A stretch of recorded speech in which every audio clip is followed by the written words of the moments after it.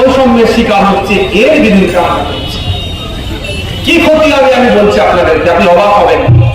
আপনারা গুগলে সার্চ করলে পাবেন যে দেগঙ্গা হাড়োয়া বিধানসভা পীর গোরাসাদ আব্বাসী রহমতুল্লাহ আলাইহি, গুগলে সার্চ করুন পেয়ে যাবেন এক্ষুনি। ওনার মাজারের সম্পত্তি কত জানেন? 1000 বিঘা। আর এখন কত আছে জানেন? 5 বিঘাও না। তাহলে কত সম্পত্তি খেয়েছে? সব আমলে খেয়েছে।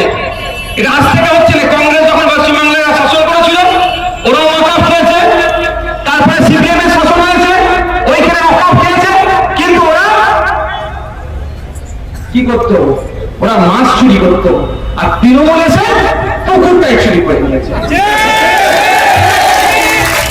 ওই পীর গোরাচাঁদ আব্বাসী রহমতুল্লাহ আলাইহির মাজারে এই যে নতুন আইন আনার চেষ্টা করছে, সুপ্রিম কোর্ট হয়েছে, এখন অর্ডার দিতে বাকি আছে।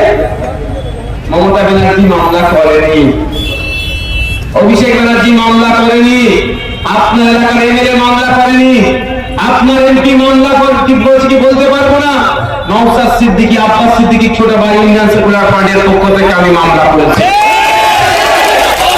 এতক্ষণ যে আটকে আছে, আমাদের মতো সারা ভারতবর্ষ থেকে গুটি কয়েক মানুষ মামলা করেছে বলে এই মামলাতে এখনো আপনার ঈদগাহ, এখনো মসজিদ, এখনো মাদ্রাসাকে ওরা কেড়ে নিতে পারেন, এটা মাথায় রাখবেন। আর বিজেপি আমাকে টাকা দিচ্ছে, আবার আমি বিজেপির বিরুদ্ধে মামলা করছি, এটা কোনো কি হচ্ছে বলো তো ভাই? কি মিলানো যাচ্ছে না বলো? বিজেপি নওশাদ ভাইজানকে টাকা দিচ্ছে, আর বিজেপির বিরুদ্ধে নওশাদ ভাইজান মামলা করছে, ওরা আইনকে আটকাচ্ছে। সোজাপুরের এই বাস স্ট্যান্ড থেকে আমি একটা কথা ঘোষণা আপনাদের দিয়ে যাই, আমি আজকে চলে যাওয়ার পরে তৃণমূলের বন্ধুরা আমার বিরুদ্ধে কিচ্ছু বলতে পারবে না। আমি একটা শব্দ খারাপ বলি না যেটা আমাকে বলতে পারবে, আমার যুক্তির কাছে টিকতে পারবে না। আমি পয়েন্টে পয়েন্টে কথা বলি, ওদের জয়েন্টে জয়েন্টে কথা বলি, কিচ্ছু করতে পারবে না, বলতে পারবে। একটা কথাই ওরা বলবে, কি বলুন তো? বিজেপি দালালি করছে, বিজেপির কাছ থেকে টাকা নিচ্ছে, এর বাইরে কিচ্ছু নেই। ওর বাইরে বলার জায়গা আমি তোমারও তো বলবে কি করে? তাহলে এর উত্তরটাও দিয়ে যেতে হবে তো নাকি? ওটা তো যেটা বলতে পারে, যদি দোকানদার কিছু করার নেই, এক কানকাটা হলে বলে কি বাজারে ধার দিয়ে যায়, দোকানকাটা হলে বাজারে বীজ দিয়ে যায়, মতি কান দিয়ে যায়। তো আপনাদের এত মানুষকে আমি সাক্ষী রেখে একটা কথা বলে যেতে চাই, আজকের পর থেকে যদি কেউ আপনাদের বলে যে আইএসএফ বা নওশাদ সিদ্দিকী বিজেপি টাকা দেয়, নিশ্চিত ভাবে সে জানে ভালো আজ থেকে আমরা পার্টি চালাচ্ছি, মাস্টারের পার্টি চালাচ্ছে, জানবে জিভ বেরিয়ে যাচ্ছে। কি মাস্টার তো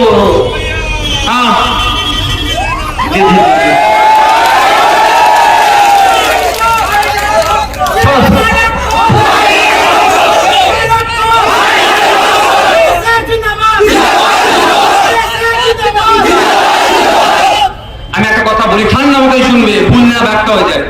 তাহলে আমাকে বিজেপি টাকা দিচ্ছে, আমি জানতে পারলাম না, সে জানতে পারছে, তাহলে তার চ্যানেল অনেক ভালো, স্ট্রং চ্যানেল, হয়তো রাতে শুভেন্দু অধিকারীর সাথে ফেস টাইমে কথা বলে। দেখছেন এখনকার সব তৃণমূলের নেতাদের সাথে ছোট বড় সবার হাতে কি আছে? আইফোন। ব্যাপার আছে, ওটা ফেস টাইম নয়, নাকি ফেস টাইম করতে পারে না, ঠিক আছে?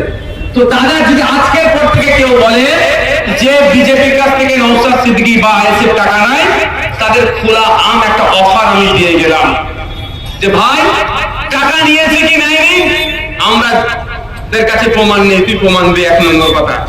দ্বিতীয় কথা, ভাইকার এসে একটা অফার করে গেছে সুজাপুর বাস স্ট্যান্ড থেকে, বিজেপির কাছ থেকে যদি আমাকে 100 টাকার ব্যবস্থা করে দেয়, আমি 90 টাকা তাকে ফেরত দিয়ে দেবো, 10 টাকা পার্টি চালাতে রাখবো। বুঝতে পারলেন না কি বলছি? বলে নাকি কোটি কোটি টাকা দেয়, 100 কোটি টাকা। যদি 100 কোটি টাকার ব্যবস্থা করতে পারে যে করবে, তাকে আমি 90 কোটি টাকা দিয়ে দেবো, 10 কোটি টাকা পার্টি চালাতে রাখবো। এত লোকের সামনে বলছি তো, এত লোকের সামনে বলছি তো, গোপনে তো ব্যাপার নেই ভাই, গোপনে ব্যাপার আছে বলে প্রকাশ্যে দেবো আমি ভাই। ব্যবস্থা করুক তো দেখেছে, শুধুমাত্র আমাদের বিরুদ্ধে বলার কোনো জায়গা নাই, কোনো জায়গা নেই আমাদের বিরুদ্ধে বলা। ওইটাই শুধু মানুষের মনে ভুল ভাবে। দেখুন সিএ নামে তো ভোট চেয়েছে, এই সুজাপুরের কথা মানুষকে দেশ থেকে তাড়িয়ে দিয়েছে। হাত তুলে বলুন কারণ থেকে তাড়িয়েছে? যে দুটো যে ঘটনা ঘটেছে, আজকে একজনের বাড়ি যাবো, পরিবারের সাথে কথা বলবো, যদি পরিবার আমাকে অথরিটি দেয়, কারণ এতদিন আমি রাজ্য সরকার কি করছে দেখছিলাম, পরিবার যদি অথরিটি দেয় পরিবারকে নিয়ে কলকাতা হাইকোর্টে আমি যাবো, আমি কথা দিয়ে গেলাম আপনাদের। পেলোটাকে ওপারে ফেলেছে বাংলাদেশে, তাকে ফিরিয়ে নিয়ে আসার জন্য আমি আইনি লড়াই সর্বোচ্চ আমার কাছ থেকে আইএসএফ গ্রহণ করবে। কিন্তু অনেকে ভোটটা নিয়েছে, আমি তখন বলেছিলাম কি, অমিত শাহর বাপের ক্ষমতা নাই কোন এক ভারতীয়কে দেশ থেকে তাড়াবার।